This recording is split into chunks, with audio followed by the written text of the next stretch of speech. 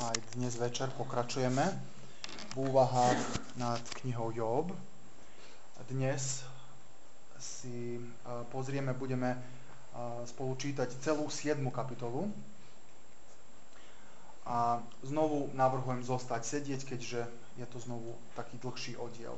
Takže bude zobrazené aj na múre a pre vás, ktorí si prajete radšej pozrieť z vlastnej Biblie čítať, môžete to slobodne. Takže budeme čítať z Joba zo 7. kapitoly od 1. verša, kde nám slovo Božie hovorí takto. Či nie je údelom človeka na zemi boj? Jeho dni sú ako dni nádeníka. Ako otrok dychtí po chládku, ako nádeník baží po výplate. Tak mi bol daný do dedičstva chladný svit mesiaca. A boli mi nadelené noci útrap. Keď si ľahnem, vravím, kedy už vstanem. Ale večer sa preťahuje a zunuje sa mi prehadzovanie až do úsvitu. Telo sa mi oblieklo do červov. Moja koža popraskala ako hruda suchej zeme a mokvá. Moje dni prebehli rýchlejšie ako tkáčsky čln a skončili sa v beznádeji. Spomeň si, že môj život je len závan vetra. Moje oko sa nevráti pozrieť sa na krásu. Neuzrie ma oko toho, kto sa na mňa pozerá. Uprieš na mňa zrak, ale už ma niet. Ako sa rozplynul oblak a zmizol, tak ten, kto zostupuje do ríše mŕtvych, už nevystúpi. Už sa nevráti do svojho domu a doma ho nespoznajú. Takže ja si nejdem krotiť ústa, prehovorím z bolesti svojho ducha. S trpkou dušou sa budem sťažovať. Som azda more, alebo morská obluda, že nado mnou ustanovuješ stráž. Keď vravím, v posteli sa mi uľaví a lôžko poniesie môj nárek, vtedy ma snami desíš a strašíš vidinami. Takže moja duša volí zadusenie. Radšej volí smrť ako život. Mám toho dosť. Večne žiť aj tak nebudem. Nechaj ma, veď moje dni sú len márnosť. Čo je človek, že ho máš za takého veľkého a venuješ mu takú pozornosť, že ho ráno čo ráno navštívuješ a každú chvíľu skúmaš. Dokedy neodvrátiš odo mňa svoj zrak? Nenecháš ma, ani kým neprehltnem slinu. Čo ti spôsobím, ak by som zhrešil, ty strážca ľudí?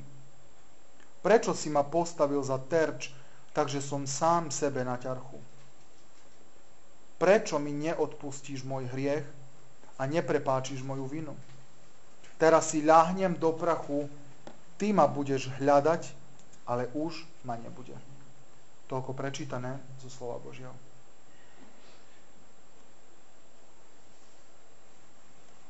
Tento oddiel, ktorý sme prečítali, táto kapitola je vlastne pokračovanie Jobovej odpovedi Elifázovi. A môžeme vidieť tuto dosť také silné obrazy, ktoré by sme možno najradšej boli, keby ani neboli napísané v Biblii, lebo sa nám zdajú ako také príliš obyčajné alebo opačne od sveté, že by sa nachádzali v Biblii. Ale sú tu a chcel by som teda, aby sme sa na nich pozreli, aby sme si uvedomili vlastne, prečo práve tieto slova Job hovoril. Znovu je taký obraz pripravený o tom, ako Job hovorí svojim 3 priateľom o tom, čo ho zastihlo. Takže Job v tejto časti odpovedá. A toto vlastne je pokračovanie, druhá časť tej Jobovej odpovedi. Tá prvá časť bola v 6. kapitoli a on tam končí, alebo celá tá myšlienka bola, že hovoril svojim priateľom v 24. verši, že vy ste mi teraz na nič. Bol úplne z toho sklamaný zo svojich priateľov a veľmi také silné slova použil. Vy ste mi už na nič, alebo už viac mi neosožíte. On tam hovorí, ja som vás neprosil, že by ste prišli, alebo že by ste vy dali nejaké peniaze za mňa, alebo ja od vás nič nežiadam, ale vy ste prišli a už keď ste prišli dobrovoľne, tak očakávam, že ma potešíte, že ma povzbudíte a vy mňa ešte tu pokopávate hlbšie. Hovoríte mi veci, ktoré boli síce aj pravda, ale preňho v tej chvíli boli veľmi boľastivé. Job teda pokračuje v tejto časti a hovorí o tom, alebo pokračuje hovoriť o tom, ako je naozaj ťažký tento život. Hneď na začiatku hovorí údel človeka, alebo či údelom človeka na zemi nie je boj, to znamená stále nejaké trápenie, stále nejaký zápas, stále niečo, čo v človekovi vyvoláva netrpezlivosť, beznádej, zúfalstvo a neviem ani čo, všetko iné, čo Job spomínal už v svojich rečiach. A on vlastne sa v podstate aj nadväzuje na slova Elifaza, ktorý v 5. kapitole v 7. verši povedal, že človek sa rodí na trápenie. A naozaj sa nám zdá, ako keby toto bolo pravda, ako keby to bolo jediné, že človek sa narodí, že by sa trápil a nič sa s tým nedá urobiť. Medzi tým je v tom aj pravdy, ale nie je to celá pravda. Človek, alebo každý jeden z nás, ktorí sme sa narodili v tomto svete, sa netrápime alebo neprežívame boje kvôli tomu, že Pán Boh sa chce pozerať na nás, ako sa trápime, alebo kvôli nejakému inému dôvodu. Ale ten hriech, ktorý tak hlboko prenikol do tohto sveta, so sebou priniesol aj všetko ostatné, čo nás ako ľudí ničí. Počnúc od choroby, ktorá zastihla aj Joba. Choroba určite nie je Božia vôľa pre niekoho. Boh si môže chorobu použiť. Boh si môže použiť v živote človeka nejakú ťažkú situáciu, že by prehovoril do života toho človeka. Ale pamätajme si, že choroba nikdy nie je Božia vôľa. Lebo to znamená, že Boh chce sa pozerať na nás, ako sa trápime. A slovo Božie nám hovorí, že čo je Božia vôľa? Božia vôľa je, že by každý človek bol spasený. To je Božia vôľa. Nie, že by sme boli zničení. To je vôľa satanova, toho nepriateľa, o ktorom aj čítame na začiatku tejto knihy. To si on praje a preto aj Joba stiahol hlboko do choroby, do trápenia, do boja, pretože to je jeho cieľ.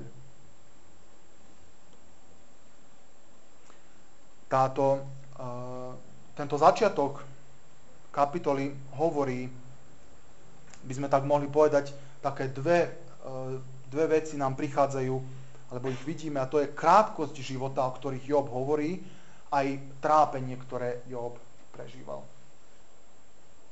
On znovu prejavuje túžbu, že by už zomrel, že by sa už to všetko skončilo a ďalej on pokračuje v tom, aj keď on to už nevyjadruje na taký spôsob ako predtým, ale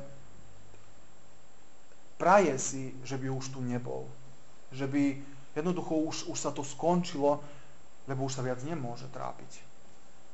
My sme čiastočne aj na jednej z minulých hodín hovorili o tom, aká to bola choroba a ja znovu mám tuto pre nás pripravené, že by sme sa pozreli aj na niektoré obrázky, ktoré som našiel, že by sme mohli naozaj vidieť, čo to znamenalo za Joba, že by sa nachádzal v tejto chorobe, v tejto ťažkej situácii.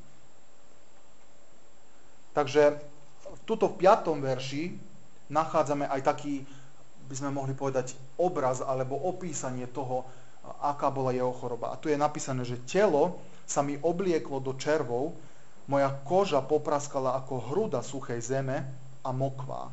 Alebo roháčok má uvedené, že hnoj tečie. Znamená, mal také vredy, ako čo vlastne aj máme napísané, že vredmi bol ranený, ale to neboli len obyčajné také vredy, alebo púčky, aké my máme, že ho vytisneme a už prešiel problém. Toto boli také vredy, že potreboval črep, že by sa škrabal, že by sa uľavil. My sa nezvykneme s črepom škrabať, jedine ak by nás niečo veľmi, veľmi svrbelo, ale aj to by sme nevedeli dlho vydržať, lebo by sa nám po krátkej chvíli koža zranila od toho šúchania. Ale ako som aj keď sme preberali 2. kapitolu, sme hovorili o tom, že aká to bola choroba, že sa predpokladá, že toto bola choroba, ktorá sa volá dnes elefantiáza. A sme hovorili o tom, že túto chorobu spôsobuje jedna hlistica, ktorá sa stiahne do človečej žily, do krvi, do krvotoku a jednoducho zapcháva tie žily a najprv nohy spuchnú, že potom človek alebo časti ľudského tela pripomínajú slona, podľa ktorej vlastne sa tá choroba aj nazýva. A vlastne druhý efekt tejto choroby je, že aj sama koža tak stvrdne, ako to je napríklad aj pri slonovi. Že preto vlastne vidíme, že aj Job sa musel škrabať s týmto črepom, lebo inak, keby sa len s rukou alebo s niečím menším, tak by ani to necítil, hádam, keby sa škrabal. Ja som našiel teda také obrázky, ktoré by som teraz s vami podelil o tom, že ako sa predpokladá, že vyzerá táto choroba. Toto znamená rôzne prejavy tejto choroby a najviac vplývajú na nohy. Toto na tom dolnom obrázku tam sú noha. To je jedna noha, ktorá je úplne spuchnutá a že to aj pripomína také vredy. A tá druhá je normálna noha. Môžeme vidieť, že aký je to hrozný pocit. A toto môžeme práve aj vidieť, že aj takto sa môže prejaviť, že je úplne, ako je tuto napísané, že moja koža popraskala ako hruda suchej zeme. Toto bolo niečo neskutočne nepríjemné. Že nevieme si ani celkom predstaviť, aká to musela byť bolesť pre Joba, že by prežíval toto. A ak si aj možno vieme predstaviť, lebo možno najbližšie k tomuto sú veny, ktoré mnohí ľudia máme, ale aj tak je to o mnoho niečo horšie. A už len tento obraz, ktorý uvádza Job, že telo sa mi oblieklo do červov, môžeme vidieť, že to nebolo vôbec príjemné. Že toto bolo veľmi, veľmi zlá situácia, v ktorej sa Job nachádzal. A že si vieme celkom aj predstaviť, že prečo si tak veľmi prijal, že by zomrel. Ohľadom týchto červov, to, čo je zaujímavé, čo som si nikdy doteraz nevšimol, je, že možno práve aj Herodes zomrel podobnou smrťou. Lebo v skutkoch v 12. kapitole 23. verši je napísané, že anjel Hospodinov, tentokrát to bol anjel, ktorý spôsobil Herodesovi a že zomrel smrťou tak, že ho červy zožrali. Či to možno práve na takýto spôsob alebo podobný zomrel. Ale tuto vlastne vidíme jeden úplne odlišný obraz, alebo dva odlišné obrazy. Job, ktorý bol spravodlivý, ale predsa ho zastihla takáto strašná choroba. A za Herodesa čítame mnohé hrozné veci, ktoré robil. A Pán Boh ho potrestal. Na prvý pohľad by sme hneď dali týchto dvoch ľudí do toho istého koša, aby sme povedali, no ako si žil, tak si aj dožil. Alebo také prišlo na teba, také Hospodin poslal na teba, lebo si neurobil to, čo sa od teba očakávalo. Ale tu je práve znovu ten problém, že za Joba čítame, že bol spravodlivý, že bol dokonalý a napriek tomu takéto ťažké prišlo na ňo.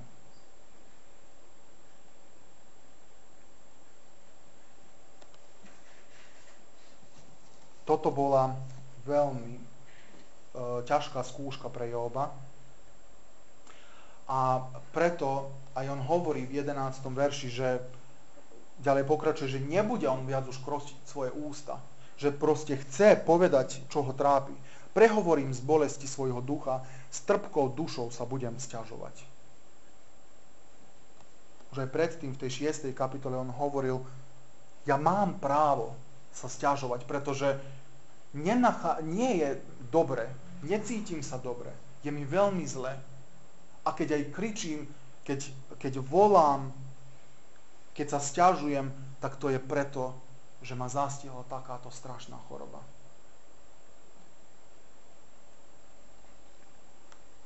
On už len cítil beznádej. A praje si, že by už ten koniec prišiel. Tá druhá časť tejto kapitoly ako keby zmenil ten obraz a v prvej časti sa sústreďuje na život, na svoj život a na okolnosti toho, aký je život krátky. Ale potom sa obracia na Boha a ako keby začal kričať na Boha. Začína protestovať u Boha. A potom v 12. verši hovorí, som azda more alebo morská obluda, že nado mnou ustanovuješ stráž. Tento verš ma zaujal, že kde sa teraz tuto vzala táto morská obluda. A uvedomil som si, že on začal hovoriť, táto choroba, ktorá ho snašla, ktorá bola možno niečo najhoršie, čo mohlo prísť na človeka, je možno spôsob, na ktorý si on myslel, že Boh zastavuje toho najväčšieho hriešnika. Ako sme to videli pri Herodesovi. On bol naozaj veľmi veľký hriešnik, že urobil veľmi veľké zlé veci.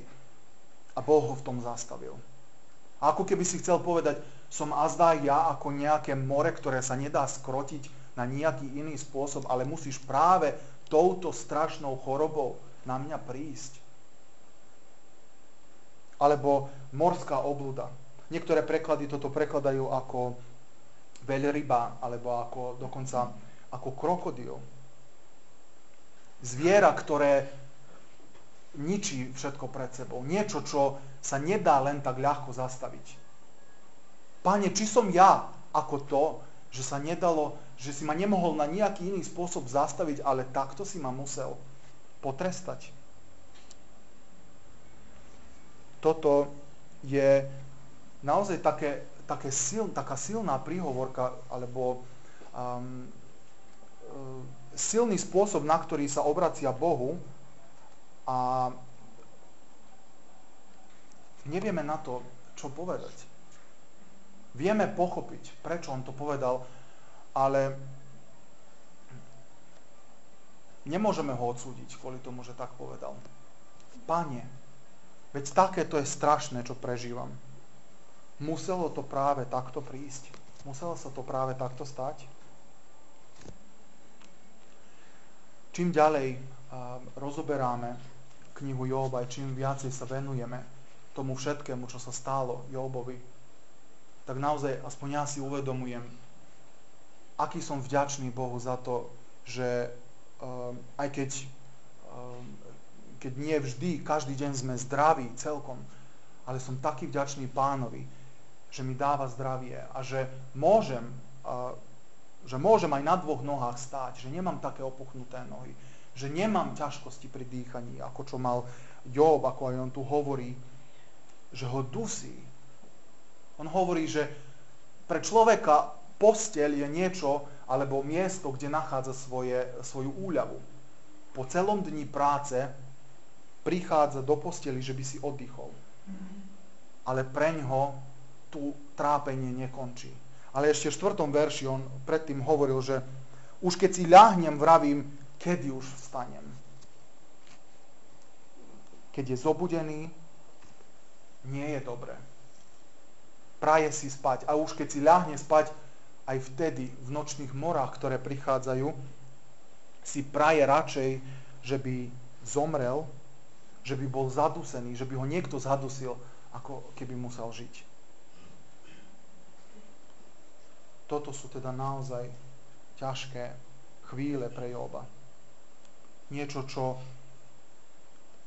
by sme naozaj si neprijali ani pre seba, ani pre nikoho.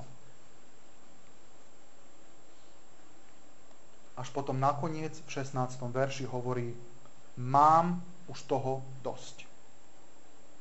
Toto je taký celkom jemný preklad toho, čo vlastne on tu hovoril. A niektoré preklady dokonca aj prekladajú, že nenávidím ho, nenávidím život, alebo opovrhujem životom. Už mi je taký mrzký ten život, pretože toto všetko sa mi stalo. On hovorí ďalej: večne žiť aj tak nebudem. Nechaj ma, veď moje dni sú len márnosť. Inými slovami, prosím ťa, Pane, už skoncuj s mojim životom. Už takto nevládzem žiť.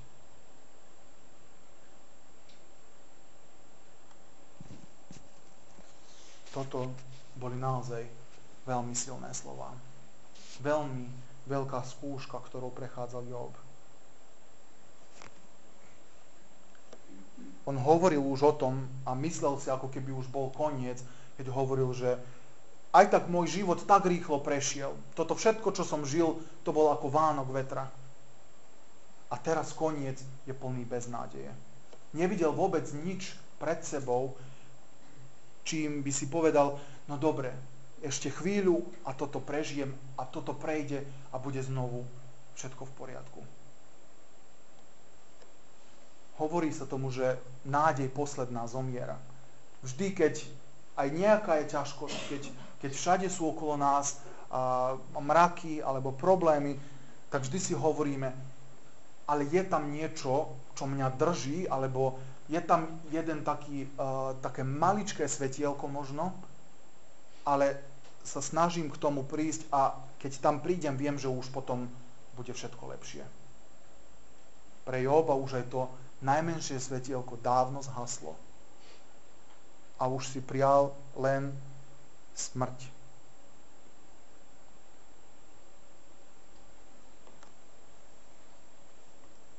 Táto posledná časť tejto kapitoly, ktorej od 17.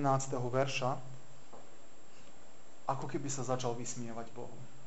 A toto bola tá časť, nad ktorou som sa veľmi zamýšľal a tak som si uvedomil, že naozaj aká to musela byť bolesť, keď Jóba, ktorý bol spravodlivý, ktorý bol Boží služobník, že ho prinútilo hovoriť takéto veci.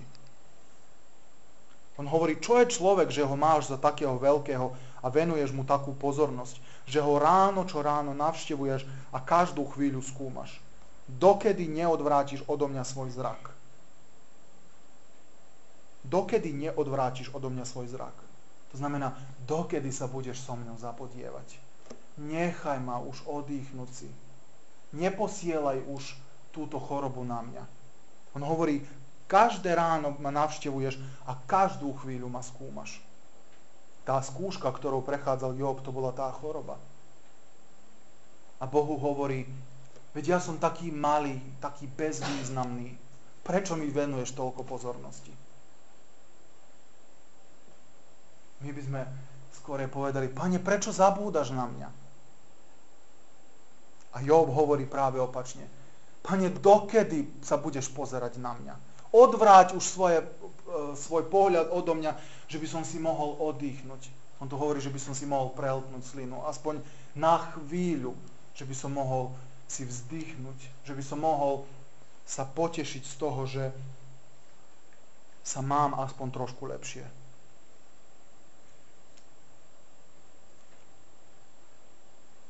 Toto je taký koniec, ktorý naozaj aj nás by muselo prinútiť sa zamyslieť nad sebou. Muž, ktorý na začiatku, za ktorého Boh vydal svedectvo, že je dokonalý, ktorý pokarhal svoju manželku, pretože povedala, že by zlorečil Bohu a že by už skončil so svojím životom, keď jej on povedal: hovoríš ako bláznivá žena. A on sa teraz našiel v takej situácii, že on hovorí ako bláznivý muž. Takéto nebezpečie je aj pre nás realitou. Aj my sme všetci prežili také pekné chvíle s Bohom. Ale vtedy, keď prežijeme jednu ťažkú chvíľu, máme tendenciu zabudnúť všetko to dobré, lebo si myslíme, že to zlé je také nezvládnutelné. Izraelský národ, ktorý na vlastné oči videl, zažil Božie zázraky. Od tých 10 rán v Egypte, keď Boh ich na zázračný spôsob vyviedol, prešli cez Červené more, prešli cez púšť, Boh ich ochraňoval v divočine, dával im čo jesť. Každý deň mali dostatok jedla. Ale stále sa objavila malá vec, kvôli ktorej sa všetko pokazilo. Na všetko dobre zabudli. A to prišli po more. Prečo si nás tu priviedol, aby sme zomreli? Pán Boh vyriešil, oslavovali Boha. V 2. knihe Mojžišovej v 15. kapitole, celá kapitola je venovaná tomu, že izraelský národ spieval Hospodinovi víťaznú pieseň. Že aký je Boh dobrý a veľký, že ich zachránil. A pár dní len neskôr zase zabudli, čo všetko urobil. A začali sa sťažovať. Nemáme vodu, nemáme čo jesť. Tu si nás poslal do púšti, že by sme zomreli. A znovu Pán Boh im pomohol. Znovu Pán Boh im dal aj vodu, dal im aj mäso. Pár dní alebo pár času prešlo a znovu našli niečo nové, kvôli čomu zase zabudli všetko to dobré, čo bolo predtým.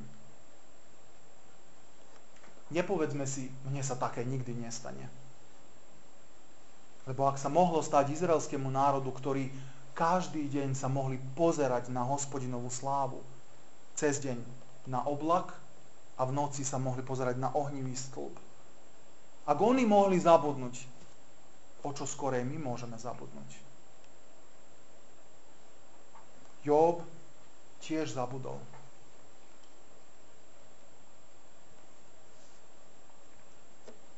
Toto je moja jedna z najväčších strachov, ktorý mám, že by som zabudol na tie dobrodenia, ktoré Pán Boh učinil v mojom živote.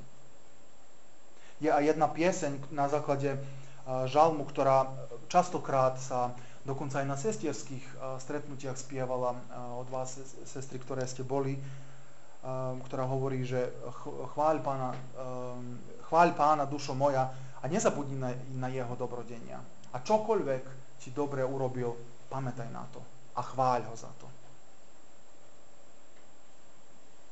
Mnohokrát sa v Biblii spomína o to, alebo Pán Boh prikázal Mojžišovi alebo izraelskému národovi: hovorte svojim synom, čo sa vám stalo. Alebo keď urobili nejaké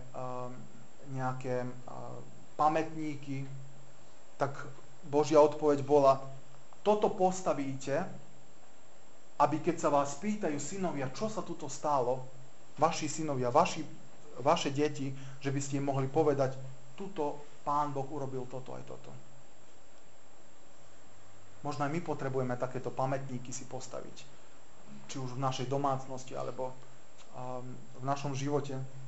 Že keď nadídeme na ten pamätník, že by sme si spomenuli: aha, v ten deň, keď som toto položil, vtedy Pán Boh mi pomohol. Vtedy Pán Boh ku mne prehovoril.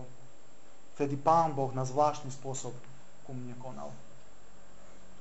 Elifaz v tej reči predtým, než Job hovoril, ho karhal, pretože pomáhal iným, radil iným, ale vtedy, keď bolo način tie rady, aby tými radami poradil sebe, zabudol na to. Ako keby nikdy ani nevedel tie slova potešenia, povzbudenia. Nech Pán nám pomôže, že by sme nikdy nezabudli na Božie dobrodenia. Že by sme nikdy sa nedostali do pozície, v ktorej bol Job, že od toho človeka, ktorý